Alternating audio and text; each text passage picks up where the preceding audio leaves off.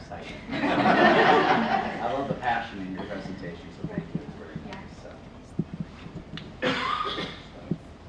So, you mentioned a little bit about the types of engineers that help create your city and power grid, but can you sort of point out on your city like where those engineers are and what types they are? Right, so Toyama utilized biomechanical, mechatronic, and electrical engineers. So they designed our photovoltaic cells. No, photovoltaic cells are on our solar panels. Yes. Yeah. Automotive engineers designed our NextPod system, which is seen over here. Can you turn that on? How does that work? So we have a rotating magnet on a motor that goes underneath this board, and it brings the balls around. Yeah, we had to use the engineering design process to actually get to the point of this. We used a lot of backtracking and a lot of prototypes to finally get this final product that we're sharing with you today. Yeah. So you worked with a lot of people to put this together. Yeah. What were some of the challenges and what were some of the lessons learned? We definitely learned a lot about teamwork and how, much like how all the engineers in a city and all the people come together to create this harmonious balance, we had to do the same. Everybody had to have a job and come together with their assignments. We ended up using a Scrum Agile Planning Board, which was introduced to us by the head art director of Tape Towers, which is an international entertainment company. We used a Scrum Agile Planning Board with software, which allowed us to set up our goals into 2-week sprints and then edit that and have students edit their progress on the goals, so we had accountability and job assignments. Sometimes it's hard to have like perfect communication, so we learned that engineers, like our the people in our team, had to communicate with different people across all kinds of different jobs. Let me ask you a quick question with regards to your natural disaster. You were saying it was flooding. How did your team come up with that as a concept, and what internal struggles did you have with that? So Toyama has historically struggled with this flooding problem. Their Snowmelt City water has flooded their city because they get these massive amounts of snow, and they're also located by water. We also, in the beginning of our project, after we chose Toyama, were able to contact the Chief Resiliency Officer of Toyama, Dr. Joseph Ranzonada, and he shared with us some of their problems about their flooding, as well as solutions they were hoping to implement into the future, which we ended up expanding on in our model. What are some of your, what's your favorite part of the city if this were a real place you would live? I would probably say our Tenyo Peace Reconstruction Memorial, because it's a statue that represents the hard work and effort of Toyama citizens to rebuild the city after heavy bombing from World War II. It holds a lot of cultural value. I'd also say that the most place I'd like to visit and love in our city would be the Glass Art Museum, which hosts famous exhibits from the famous artist Dale Shukuli. Toyama is a very big glass-making industry, as well as exports.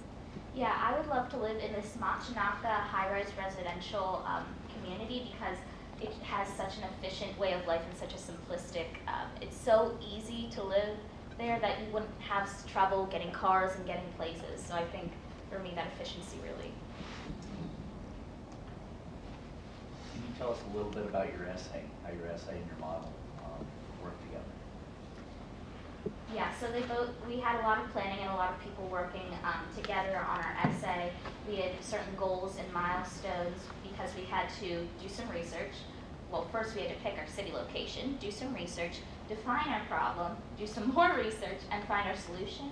So we went through a lot of books and websites and Dr. Nada, who provided a lot of information for us. Yes, when we contacted Dr. Nada at the beginning of our project, he sent us lots of researches about Toyama that we were able to implement in not only our essay, but the majority of our project. Our essay had a lot of mentionings of all kinds of things that were very important to Toyama, like its cultural amenities, like the High Shrine or the Tenyu statue, and also new technologies like the Matsukawa Underground Water Retention System, or Ecotown. And we wanted to make sure that we represented that on our model. Did you keep track of your expenses? Yes. Where did it come from? Well, throughout our project, it did come under $100, but we definitely had to make room for larger expenses, such as the majority of our paint, which ended up being $25. we were able to use a lot of recycled parts and just like picking things from our houses, and also if you go to stores and say, hey, do you have any scrap wood that you're not using? They're able to give that to you, which we can make buildings out of. So I mean, it really just comes from recycled parts. We use recycled cardboard for our coasters instead of foam cardboard, and we also have a used battery inside of our model. Our pump that runs our model water is a windshield wiper pump. Okay, well, thank you very much. We got a few more minutes. We want to come up and take a look at your model. We might Yeah. ask a couple questions while we're up there, but thank you. Can we ask questions, Dawn? Yeah, of course.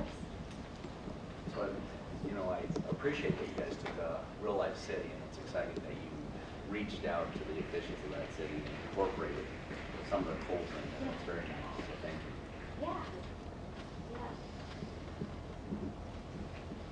What year is your city license? It's 2119, so exactly 100 years. Into the future, yeah.